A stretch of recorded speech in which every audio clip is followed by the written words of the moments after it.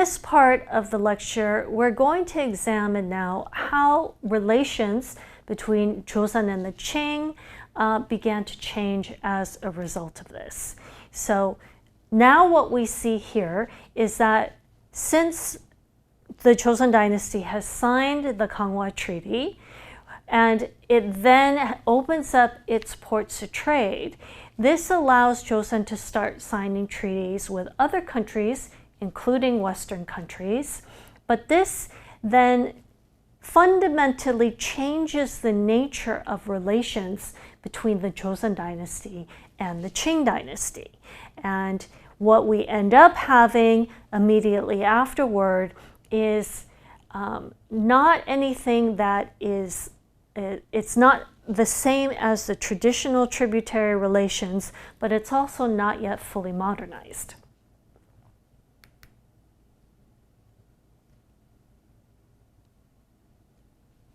So, as mentioned at the beginning of this lecture, the tributary system between the Joseon and the Qing dynasties, it defined the relationship between the two countries. It defined each other's place in the system, and it defined how the two countries would interact with each other.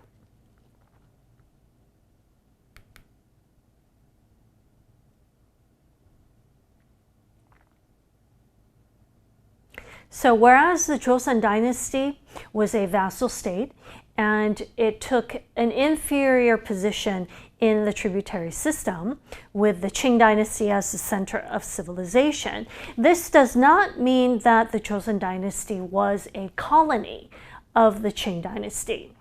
This was actually a misunderstanding that many Westerners had when they first arrived to China in the latter half of the 19th century, because they did not understand how the tributary system worked. They saw the Joseon dynasty and its relationship with the Qing dynasty, and they thought that this was a colony of the Qing Empire. But that's a Western concept, and it is not applicable to this situation.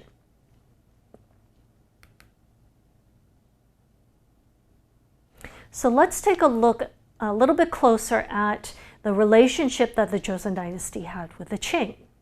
So its relationship with the Qing was actually the most regular in terms of frequency of contact, because the Joseon dynasty actively participated in the tributary system. They regularly sent embassies to the Qing capital. So there are certain auspicious days in which the Joseon dynasty would send an embassy. For example, they would send a letter to the emperor on his birthday. They would send a letter when a new emperor succeeded and rose to the throne. So there's certain special occasions where the Joseon dynasty would interact with the Qing.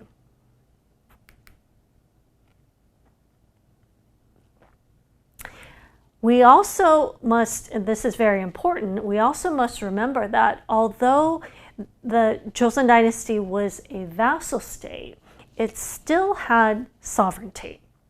So it was not under any kind of political control or military control of the Qing dynasty. Instead, the Qing dynasty, they would receive notification from the Joseon dynasty when a new king had sat on the throne and inherited the throne. And then the Qing dynasty would send a letter of investiture acknowledging this new king and basically saying, okay, we recognize you as the legitimate ruler of Korea. So this was a way of give and take, and because the Joseon dynasty was part of the tributary system, it adhered to Confucian ideology and thus was considered to be civilized. The Qing dynasty, it was not necessary for them to interfere with the Joseon. It was not necessary for them to forcefully control what was happening in Joseon. And so the Qing dynasty basically left the Joseon dynasty alone in those internal matters. And this is one of the main reasons why the Joseon dynasty participated in the system, because this was a way for them to preserve their sovereignty when they are the direct neighbor of the most powerful entity in the region, and a way for them to also maintain peaceful, stable relations with this powerful neighbor. This changes at the end of the 19th century. So as the Qing dynasty is subject to further encroachment by Western imperial powers, they lose the First Opium War, they lose the Second Opium War, they are subject to multiple unequal treaties. You have an increasing presence of Westerners in China. They start to lose their influence and their hegemony in the region. But as their hegemony and power begins to fade, they look to the Joseon dynasty as its main ally.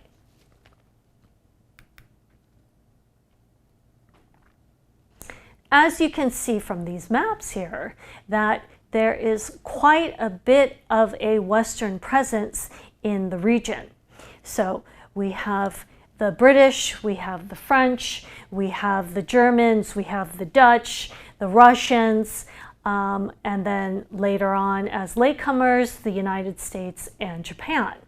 And so as China is being surrounded by these Western imperialist powers and starting to be picked apart, there is that famous political cartoon of where you have the pie and the different Western powers are sitting around it and trying to decide how to carve China as the pie. This begins to affect Joseon's relationship with the Qing.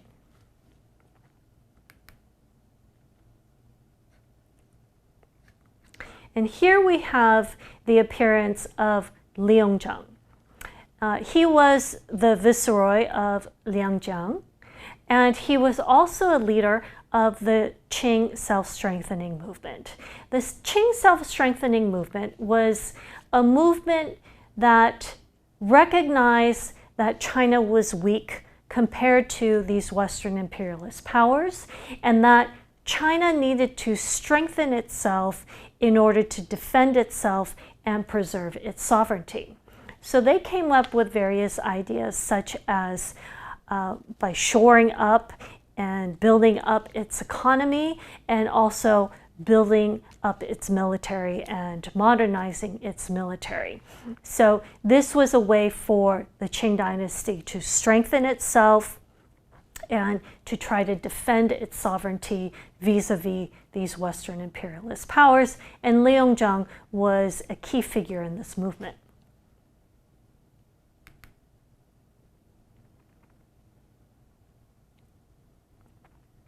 What we also see happening is various rebellions that take place. So as there's an increasing Western presence, foreign presence in China, there's a backlash to this, and there are various elements in China that blame the Qing dynasty for allowing this to happen. And so we also see quite a bit of internal instability in the Qing dynasty.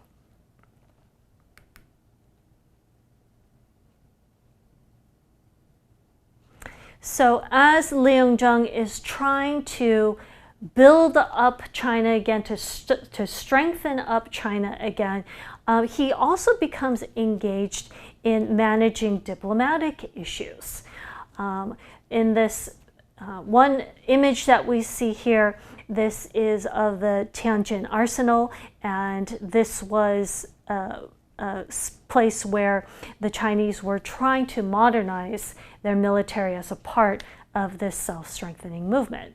But because Liangjang started to manage diplomatic issues, he also turned to the Joseon dynasty and wanted to revise their diplomatic policies between the Qing and Joseon.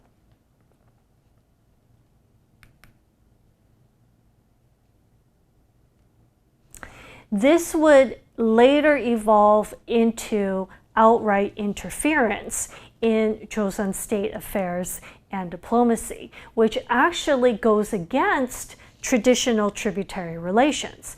As I just mentioned, traditionally, the Qing dynasty did not interfere in internal politics in the Joseon dynasty. But because the situation is changing for the Qing, they see now that the Joseon is a key ally and that they need to maintain their relationship with the Joseon and try to make it closer than it was before. So this leads to interference by Liu in Joseon state affairs and diplomacy. He also dispatched Yuan Shikai. He did this to try to prevent the spread of Japanese influence in Joseon. So as mentioned, the Japanese had come in 1875, forced the Joseon dynasty to sign the Kanghwa Treaty in 1876. They were successful in being the first to open up trade and ports to Japan. And so because of their success and their increasing influence in Joseon, Liu and Yuan Shikai become very anxious about this increasing Japanese influence, and so Yuan Shikai is dispatched to the Joseon dynasty. Liu would also then go on to hire foreign advisors such as Moellendorff. Let's take a look at who Yuan Shikai was. He served in the Qing Brigade. And during the Imo Riot of 1882 in Korea, which was a soldiers' riot and it was anti-Japanese, the Japanese legation was burned down. And so the Qing government dispatched its army to Joseon. Yuan was amongst this army that had been dispatched, and he helped with suppressing the riot. He also was instrumental in capturing the Taewongun, the father of the Korean king, and then taking him into custody to Tianjin.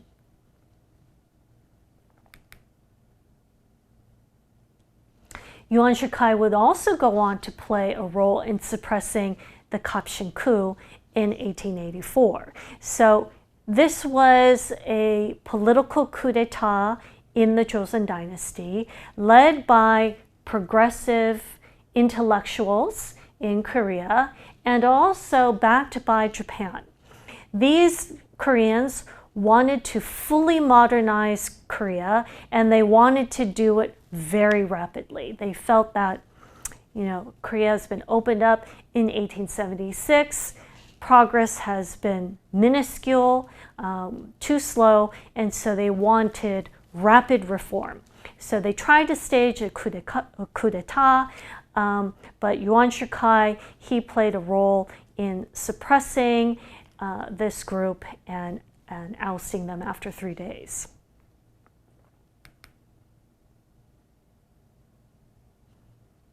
So what we see now is that with the presence of Yuan Shikai, the Qing army in Joseon, there is an increasing Qing influence on Joseon's foreign policies. And Yuan Shikai, again, played a key role in laying out these kinds of foreign policies, such as arranging for foreign loans, or arranging for the establishment and building of electric cables, or the printing of modern currency. So we see that this is a departure from the traditional tributary relationship, and instead what we have is this Qing official being very involved in Korean domestic affairs. Now, the legal basis for this was that Yuan Shikai was the commercial commissioner. That was his official title, but we see that he was very involved in foreign policies because all of these endeavors required foreign money. you.